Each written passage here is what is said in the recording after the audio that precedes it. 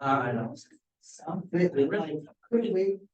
On and off, pretty much since one was ice cream. Okay. And like I did off sleep for like a little bit. A lot of people like walk around and think it's like an hour or so. I don't know. I see that with pretty good, but it's not always. I don't know. It's like.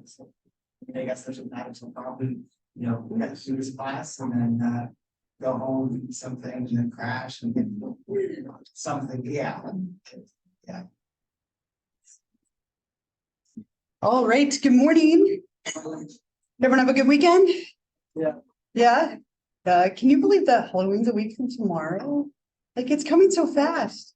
I'm ready, but I'm not ready. I don't want it to come yet. I want it to last a little bit longer, even though I've been decorated forever. Anyone dressing up for Halloween this year? Yeah. What are you gonna be? Anyone want to? You don't have to share, but yeah. What are you gonna be? I might dress up as a farm animal. Okay, For my niece. Who I think going is the cow. that's very sweet. I like I that. know. My parents got full size chicken costume for it. I love it. That's great. Yeah. I got an inflatable green suit. Oh, I love the inflatable cup. Oh, It's great. It's old. Like just a green one? Yeah. It's just green. Okay. I thought about being inflatable Oogie Boogie, but it's so hard to walk around in those things. Like, and then my kids, I always have to bring a backpack for like their flashlights and water and all their extra candy. And then I just like feel like I just go like this down the street. But it's fun if you don't have to do a lot. Yeah. Oh, nice. Old school. I like that. Anybody else dressing up? Anything fun? My middle schooler was like, there's a Halloween dance this Friday. I was like, wait, what? You want to go? Wait, no. You're only like 6, right? 11. Like she looked at me, she's like, I think I want to go to the Halloween dance. I'm like, what? That made her feel so grown up all of a sudden. I'm like, how about I take you to Five Nights at Freddy's instead? She's like, deal. I was like, yes, all right, that'll work. So I think I avoided one more dance. We'll see. Anyway, I wrote a couple of things up here on the board.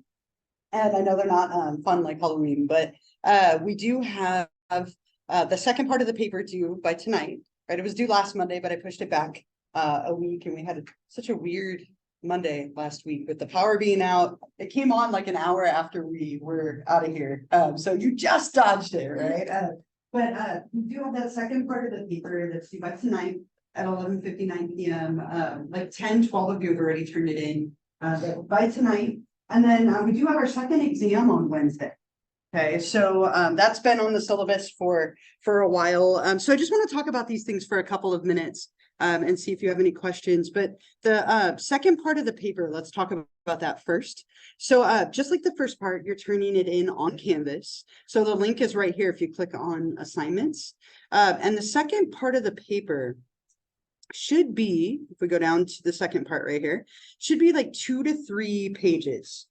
I'm not so worried about formatting as much as I'm worried that you're like making progress toward that final paper. Okay, so this could be something that's bulleted. That's totally fine. Sometimes I'll get papers that look like this. Like somebody will have written a couple of paragraphs and then they have like bulleted thoughts. Like I'm not worried about the formatting of it at all. I just want the content to be there. So maybe you have some scenes that you've written down that are like good examples. Maybe you have some ideas about different diagnoses, but you haven't narrowed it down. But I want to see progress toward that final paper. My goal with part 2 is to get you working on that early so that you're not leaving all of it for the end. Okay, so the big parts of the second piece, it is worth 40 points. So it's something that you should definitely spend some time on. I will tell you right now, 10 points of that are for turning in an academic source. So you will need at least one source that you're using to help you like cite stuff for your paper. You can have more than one. You can have an academic source and a non-academic source, but you should have at least one. Now, every single one of you could use the DSM-5. The DSM-5 is a great resource. It's going to have all the criteria for your disorder, right? And that could be something that you use in your paper or disorders if you have more than one. It could be a book other than our textbook.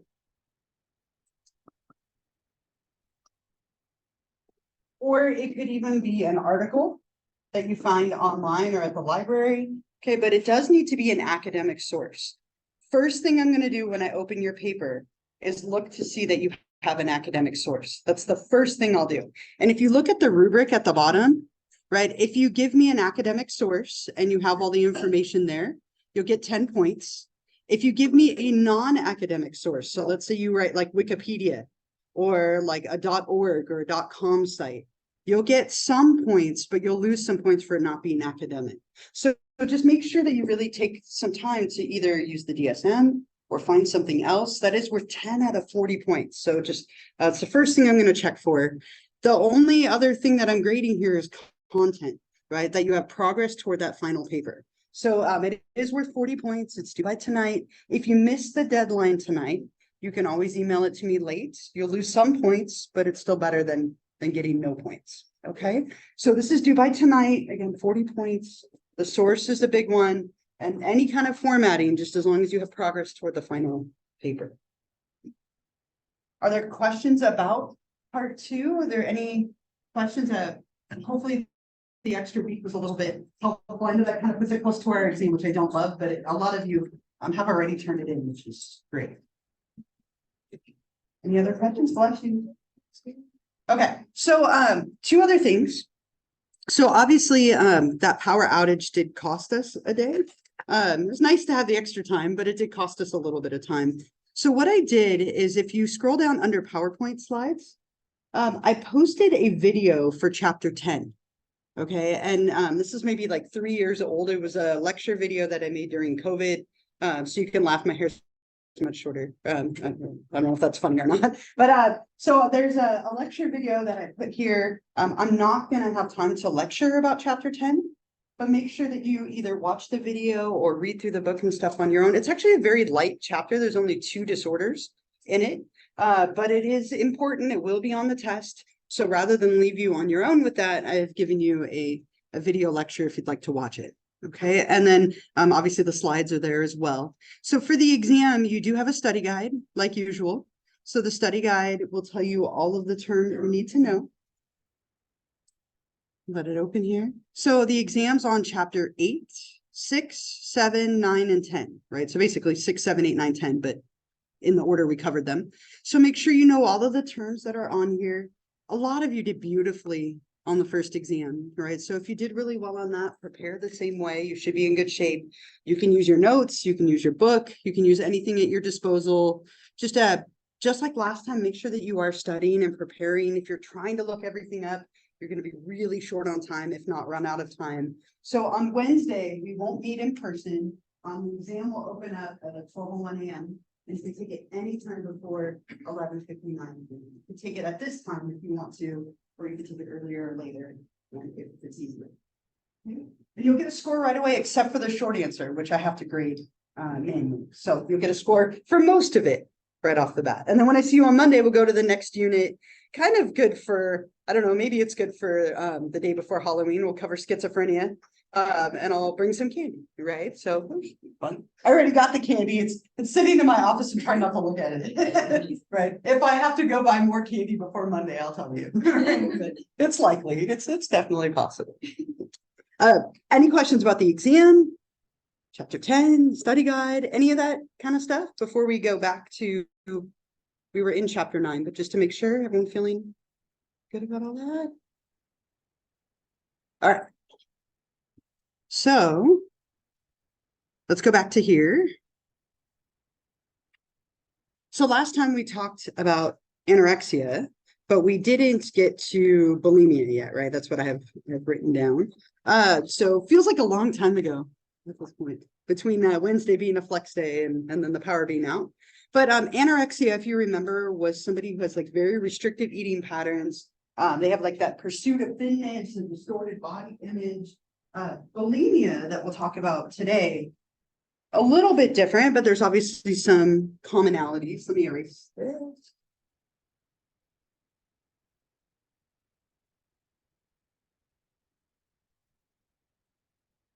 So with bulimia, I'm gonna write this up here. Bulimia or bulimia nervosa, or sometimes called binge purge syndrome, heard all of those used. It's a little bit different pattern. Now, some people don't fit cleanly into one or the other, and they kind of blend the two, but this is a different pattern of like disordered eating. So with this one, we have people who commit what are called binges, right? And then they do some kind of compensatory behavior to get rid of the food so that they don't gain weight. Okay, so there's like a massive consumption of food and then something to compensate for it so that you don't gain weight from all of that food that you ate. So the first criteria is there are recurrent episodes of binge eating.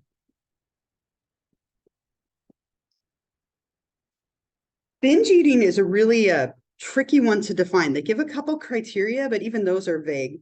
So they say within 2 hours,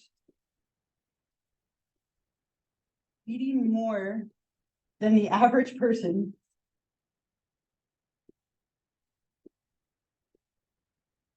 would eat, sorry, within a 2-hour period of time, and there's a lack of control. So that tends to be how we define binges. So somebody within a short period of time, 2 hours or less, eats more than the average person would eat, and they feel a lack of control during the episode. What that lack of control might look like is you can't stop. Even if you're full, you just keep eating, keep eating, and keep eating. And so you feel like unable to control your eating, right? You're unable to stop. Now, a lot of us engage in binges periodically, right? Like maybe I shared with you, I ate like a whole carton of goldfish, like grating, right? Like that would be considered a binge. I don't think most people would eat an entire carton of goldfish in less than 2 hours. I mean, I did. If you like consume a bunch of candy because it's Halloween, again, those things aren't necessarily worrisome, but when you're doing them recurrently, like they're happening on like a repeating basis, and you're having this lack of control, then we start to look at something like a binge eating episode. After the binge, there's compensatory behavior.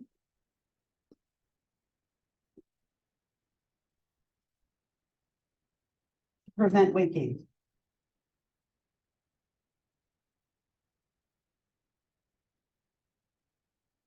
What are some things that somebody might do to compensate for a binge, to prevent them from gaining weight from it? What's something someone might do as a compensatory behavior?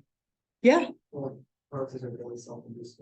Yeah, right. Make them self-vomit. Do you think of anything else? Yeah.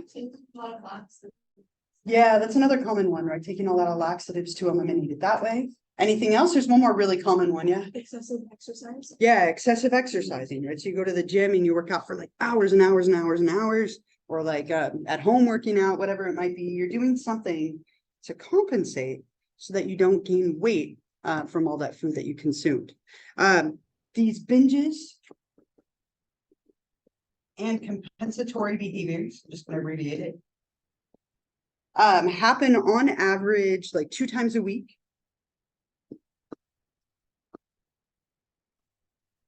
2 times a week for at least 3 months.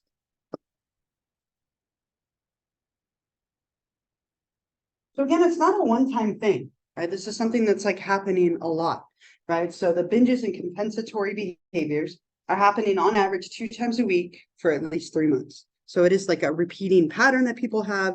And then you have the same criteria as anorexia, where your self-evaluation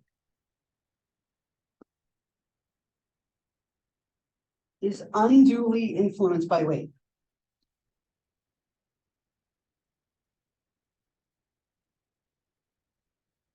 So your value and your self-esteem and how you feel about yourself are really unduly influenced by your weight, right? So all that you are basing your value on is your weight and your appearance and so on. Just like with anorexia, this is much more common in young women, right, than it is in men, but it can obviously occur in men as well. And there tend to be a lot of health issues that come with this, right? People losing the enamel on their teeth, having issues with their throat from making themselves throw up, right? There are a lot of like problems that can happen, like swollen glands, reflux disorders, dehydration, kidney issues, right? This can cause problems for people, especially if they're causing themselves to vomit repeatedly. Anyone Any like stories or comments or thoughts, people you know who have struggled with this? Any thoughts or reactions or comments or anything at the moment? Yeah. Yeah, it's a little low. Sorry. Your self-evaluation is unduly influenced by weight. Aren't you glad you have slides instead of reading my handwriting for everything? I had a teacher in college who wrote everything on the board and he wrote it all like this, like that big. And all of it, like, we'd be like, what does that even say? Any stories? Any comments? Anyone? Anything? I feel like I should smile. All right. I have a video I want to play for you, and I just want you to think about this kind of critically. As I mentioned, a lot of people will binge at times, and there's a lot of reasons and motivations behind why we eat or why we don't eat or how much we eat and so on. Just an interesting thought, like competitive eaters, people like Kobayashi and like a few others. Would you consider that to be an eating disorder or not? Right. And so think about it, and then we could talk about it after the clip. I'm going to show you an excerpt from a hot dog eating competition. It's a little gross in theory. Like these people can eat like 10 hot dogs in a minute, which is, I don't think I could eat 10 hot dogs in a year, but you know, that's another story again. But is it enough to say that they have an eating disorder, or is there something else like going on? Again, it's kind of up for debate. What do you think? Yeah. Perhaps some of those people do that to satiate the disorder. Okay. And maybe it gives them like a means to do it without in a setting that kind of benefits them. Sure. Feel less bad about it. Yeah. Because you gotta have critical self-doubt. Be able to talk about it, you got a reward for it. Yeah, get an award, they make money, they're famous on TV, right? Okay, so maybe there's some other motivations. Yeah, Jake, what do you think? And because I've seen stuff like this before, like I was just introduced to this when somebody told me about this video on YouTube of the LA used to eat 150 chicken nuggets from McDonald's. Oh my, I'm yeah, like, how do you do that? Like, yeah, that sounds like a stomach ache waiting to happen, right? 150 chicken nuggets, right? Or 62 hot dogs in 12 minutes. I mean, anyone else? Other thoughts? Yeah, what do you think? Yeah. I mean, I guess it's all about circumstance. Sure. We're doing like a runner's diet as opposed to the routine on just a spontaneous event. You know, they're not really like a sick. Then that's what we're just like, okay, that's kind of a problem because you were doing something before. Okay. Now you have to do that, this, that. But I guess it's just like time. So perspective and circumstance would matter for you, for sure. Okay, great. Yeah. I mean, I guess it's good for like people, they're like, there are sometimes in these podcasts that actually about I don't really know. I consider like, yes, this is because I mean, a lot of the time, a lot of the exercises from the and like after you binge, you don't feel good about it. You fail, and like these people, they're eating a lot, which they're like, oh yeah. This is like something I want to conquer. Like inevitably, maybe someone do throw up because that's a lot of food. They do often, yeah. But it's like binge because you having fun wanting to do it. It's just like something you do and you like. Yeah. I failed or something. So the feelings and motivations behind it and around it would matter, right? Right. I think that's a really good point. Yeah. I think that it would completely depend on like how much, like how often they do it. Okay. If it's like once a year type of thing, or if it's like, I'm saving up for this one competition, Sure. then like, I wouldn't consider it a little sort of they have like a sport for it. Okay. But if it was like, every single month, then I'd consider that. So the frequency. Okay. Yeah. I think it's very similar to like all the other disorders we've talked about, where it's like it's not just like one thing that you observe. Like it has Sure. to be like a time and also how they're feeling about their body and like all these things. Like it's not just like one factor. And I feel like most of these people are doing it just like because it's an event, Yeah. rather than they're doing it because they feel poorly about themselves. Sure. It's maybe like even if it is like maybe they have to like practice, for the thing, Mhm. but they're not frequently doing it because it's satisfying like a psychological thing. It's Yeah. more of like I'm an athlete kind of perspective, which like feels Sure. weird. I love to call that a sport, right? What sport do you partake in? Competitive eating. Yeah, it's just like- I'm in great shape. And it's weird to something to be doing. Right, But I think right. like along with the like guys that like alter their faces, like it could be a sign of it, but Sure. that activity on its own does not mean that this disorder is Yeah. definitely there. A lot of factors, right? And I love that you're thinking about that. I mean, great thoughts. Yeah.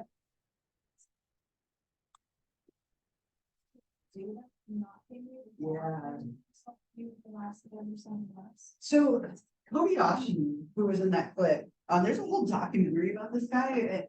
Really interesting guy. And he is so ripped. Like, I mean, just in phenomenal shape. He practices like this is like his job, you know. And so he is like really muscular. His metabolism is through the roof.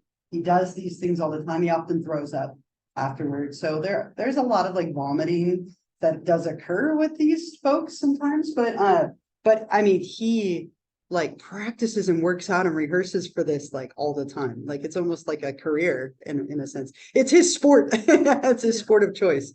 So I don't know. I mean, I think all those things weigh into it. Like, yeah.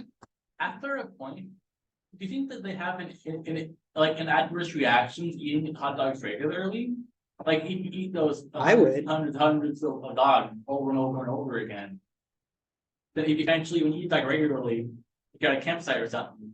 Would they like have an adverse reaction to it? It might. Yeah. So I competed in a chocolate pie eating contest when I was like 10, 11 maybe.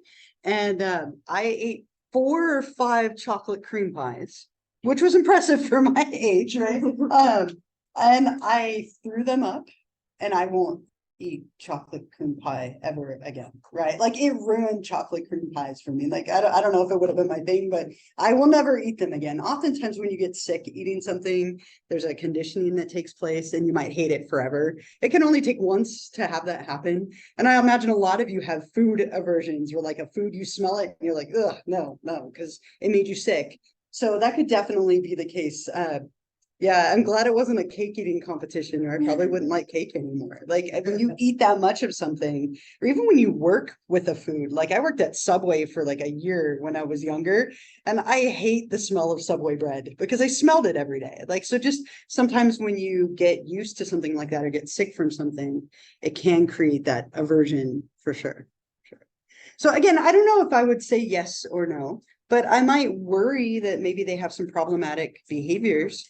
Right? Where do we draw the line? Like, what about the wrestler who has to gain 5 pounds or lose 5 pounds so they can compete in their weight class, or the boxer, or someone who's dancing and has to have a certain figure, right? There are a lot of like gray areas when it comes to weight. And it's just something to, I think, kind of think about and consider. Yeah. Sorry for asking that question, but I've heard of sumo wrestler diets. Yeah. It's like 12,000 calorie diet. Yeah. I imagine that's like that to the extreme. Yeah. Kinda. Maybe, right? Yeah. And they're trying to put on weight. Yeah. Right. But it's that same idea. Like, is that problematic, or because it's for a specific motivation, do we excuse it? You know, but at what point do we say it's crossed the line? Right. It's tricky, right? A lot of us have problematic food behaviors or relationships, but do we qualify it as an eating disorder or not? Sometimes it's hard to know. This disorder was added in the most recent DSM, right, in the DSM-5. It wasn't there before, but it is like bulimia, but without the compensatory behavior, right? So with this, people are binge eaters, but they do nothing to get rid of the food, and so oftentimes gain quite a bit of weight from it. So similar stuff. Here we have, and I put the criteria on here. But they have frequent binge eating episodes or binges, 3 or more of the following. So rapid eating large amounts without being hungry. So you're not hungry, but you're consuming all this food anyway. You're eating until you're uncomfortably full. You might be eating alone because of embarrassment, like closet eating in a sense. You have feelings of disgust or depression or severe guilt after you have these episodes of eating. And you're not doing anything to compensate is the key. So this is the binging without the purging. And Kim, classic Kim. Kim was always a binge eater.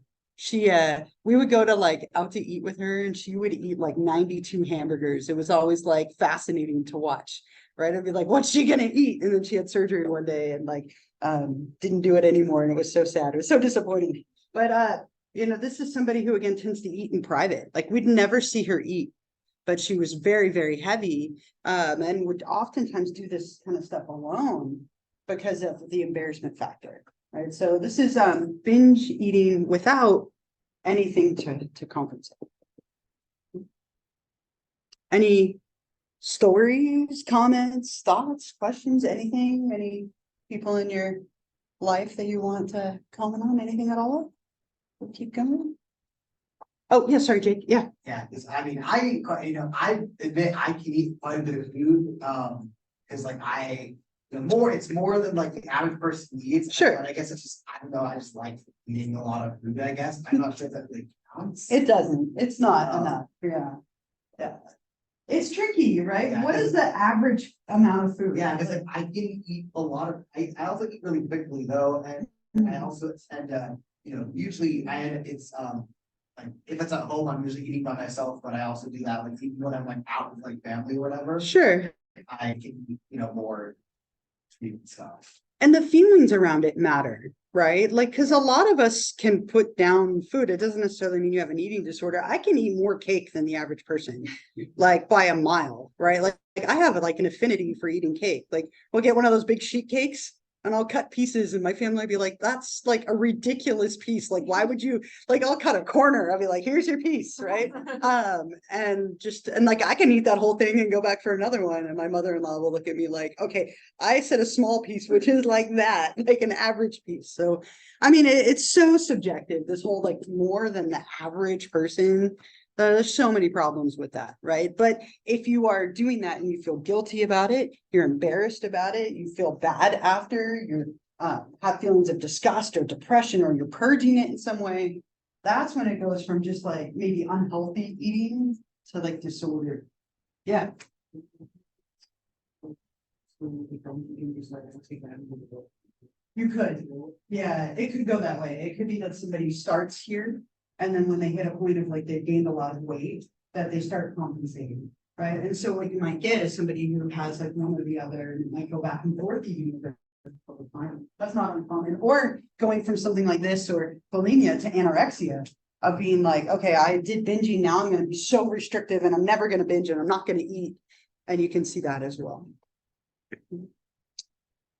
Some causes of eating disorders. Eating disorders are considered a multidimensional risk perspective when it comes to causes. I mean, we could argue that pretty much any disorder would fall into that, or it's a combination of factors. But we see it even more so with eating disorders, that it tends to be something where like a bunch of factors come together to make somebody more vulnerable. So there are psychological factors, there are interpersonal factors, so between people, biological ones, and then cultural and societal ones. So the more of these that people have present, the more at risk they might be. Okay, so some psychological factors, there are high correlations between eating disorders and self-esteem. Okay, so low self-esteem and having an eating disorder tend to go together. Depression, right? Sometimes people, when they're depressed, will eat a lot or refuse to eat. Anger, loneliness, anxiety, control. A lot of eating disorders is thought to be related to control. I can control what I put in my body and what comes out of my body when I can't control anything else, right? And so there's a lot of like correlates to feeling like you're out of control or trying to control stuff. Feelings of inadequacy. Again, mood disorders like depression, there's a very strong correlation. So people can have some like personal psychological factors that play a role. I think one of the biggest ones is the second bullet here. Interpersonal factors, other people and their attitudes and their comments. This can play a huge role. Think about your family culture with food. Every family has a culture with food, right? Whether it's positive or negative or somewhere in the middle, every family does. Like I grew up in a family that was like very like, we have dinner and then we have dessert. Like I remember when my partner and I first started dating, there was no dessert that came after dinner. And I felt so incomplete. I was like, wait, we had dinner. Where's the dessert? Right. And her dad has diabetes. Diabetes runs in her family. They didn't eat dessert. I have changed that over 20 years. We eat dessert now every time. And they bring it, even if they don't eat it, they bring it for me. Right. I've done a good job of conditioning them. But that's their family culture versus my family culture. Right. Do your parents or your siblings or the people in your family comment when you eat too much, in their opinion? Are you really going to eat that? You shouldn't be eating that. My father-in-law says this all the time to my mother-in-law, Susan, you shouldn't be eating that. I'm not like, you're one to talk, or that I don't say that. But like, what are the things that your family is saying to you? The attitudes that they have? Do you have a family that works out and is really active and they expect that of you? Or is that not like your family culture? So your family's environment and culture can really shape your mentality around like what's normal and healthy and weight in general. The attitudes they have growing up, right? And the models that you see in your life. Another one that's a big one, other people like peers, especially like children and teenagers. If you have a friend group and none of them are eating, you might feel like you can't eat because you want to fit in with them. Or if they're all obsessed with their food, you might feel the same way. My daughters, my 11-year-old, the one who wants to go to the dance that I think I curbed, I think, we'll see. My 11-year-old was bullied really badly in kindergarten, right, for her eating habits. Now, my daughter has always been a little bit bigger. Like, she's just tall. She's big for her age. Like, she looks 16 and she's 11, right? Like, we order out the kids menu and they're like, no, she's too old. I think she's 11, right? I don't know, deal with it. But my daughter, when she was in kindergarten, she would come home every day with her lunch still intact. And we're like, why aren't you eating your lunch? And she didn't say for like months. Like she would just be like, oh, I'm playing or I'm busy. Kindergartner, you don't have a ton of language still. Like she didn't explain it to us for the longest time.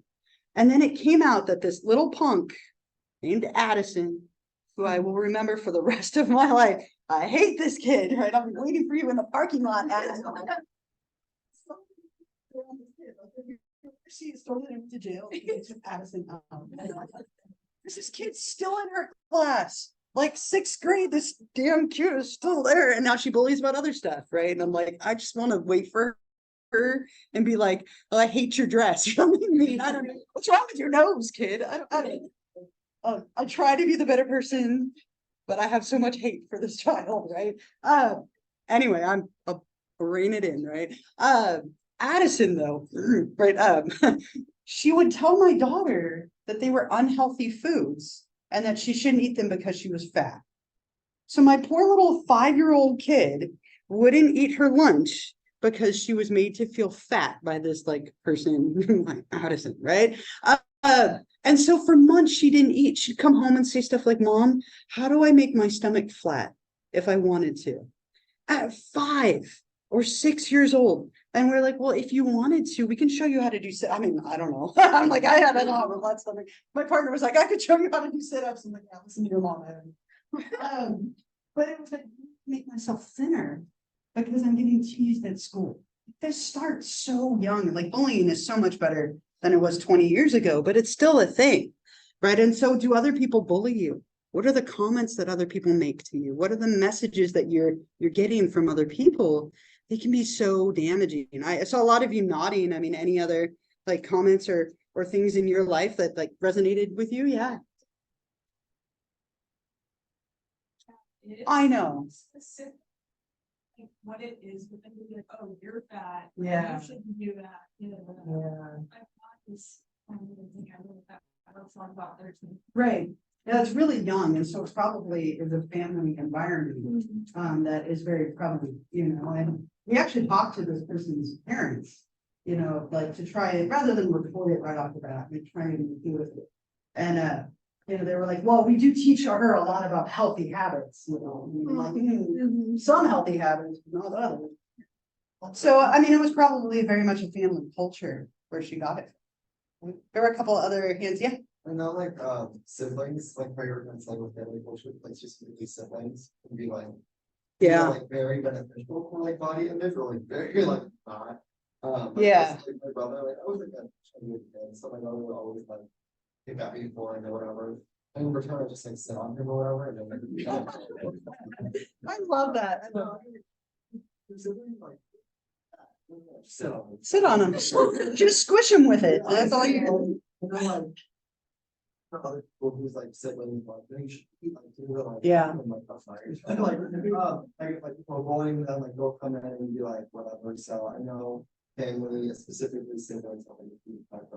Oh, for sure. Your siblings, your parents, and culture, right? Like my partner comes from a Hispanic culture. And every time I go there, it's like, you're too thin, eat, eat, eat, eat. I'm like, I can't fit anymore in my mouth. Like, stop shoving like food at me, right? But like cultural influences and family and siblings, like those environments, those comments, they do matter. I love that. Just sit on them, squish them with that extra weight, right? That's what I'm going to start doing. No, I'm just kidding. Yeah. Yeah, I think that- so, growing up, my older brother was one of the- Yeah. Also, just how we were raised. As a kid, I was like 8 years old, he was 4 years old. He was on the bigger side, and I saw him lose a lot of weight in a fast amount of time. And at the time, I didn't really think too much of it. Sure. So like I got to this age, and I was like, oh, you didn't lose that weight, and I guess you could say that in a healthy way. Sure. Of course, never went to the extent of like maybe anything, but the guy was about, I want to say about 200 pounds, almost 200 pounds, and we lost, I want to say about 30 pounds in a good 3 months. That's fast. Yeah. He was always an active kid. He was part of the marching band, so that was just like help out with that thing. But in our household, we also like compared food with comedy. So like if we ate a lot, like my parents we would laugh about it, and we would encourage it. Like my mom would be like, I remember came back home, getting hungry, we ate at some or something, and we ate 2 kilos or something. And my mom is like, Jesus Christ, I mean, if you want more, I can go to the store, we'll get some more, right? So I think that's the most important part that should be encouraged us to eat more. Yeah. Like we laugh about it, but we always encourage it. And even I see it in my friends, and I see that my friends are not eating too much. I'm like, I can always get to a burger, but I can pick for going burger, but I shouldn't see meat. Yeah.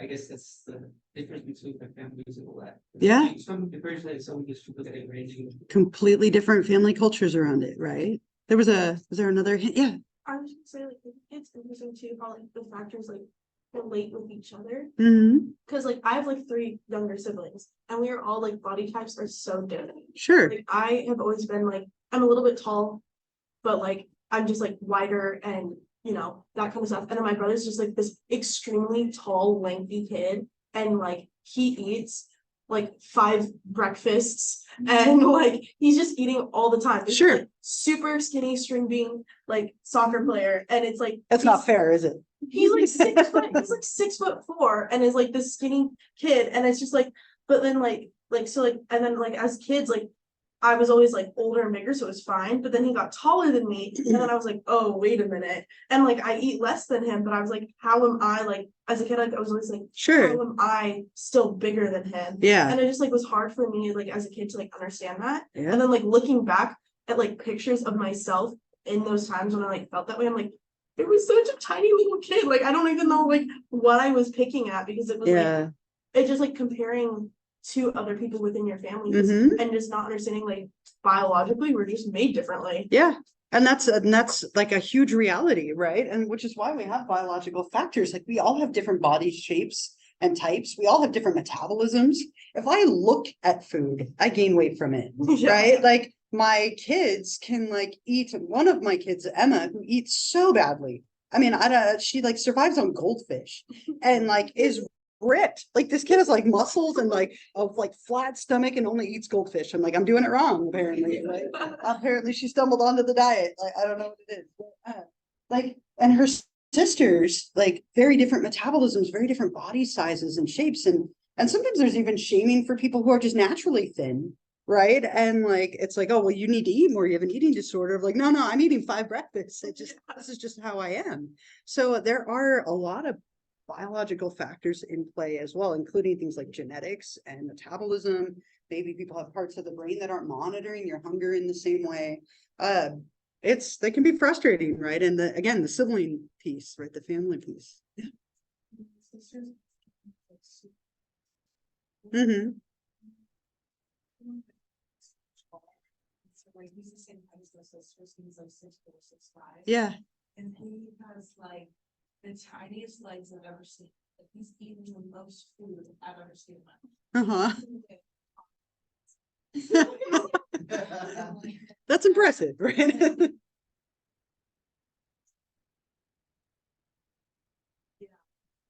Well, off the top of it. I've just never seen so much fitness there. Yeah. Right? It's not fair. It's not fair at all. Right? But like there's so much variety that way, right? And some people can do that and some people can't. Like it's wild, and there's usually a point where it catches up to you, right? As well. But it's tricky, right? It's all of these things combined together, right? All these different elements. This one is also huge.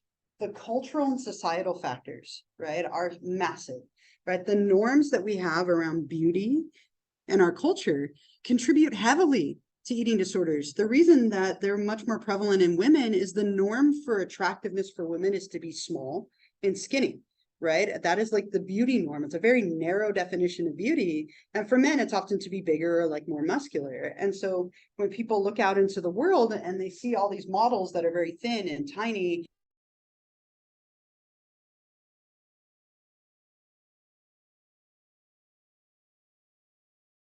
and that's what's attractive and desirable, it kind of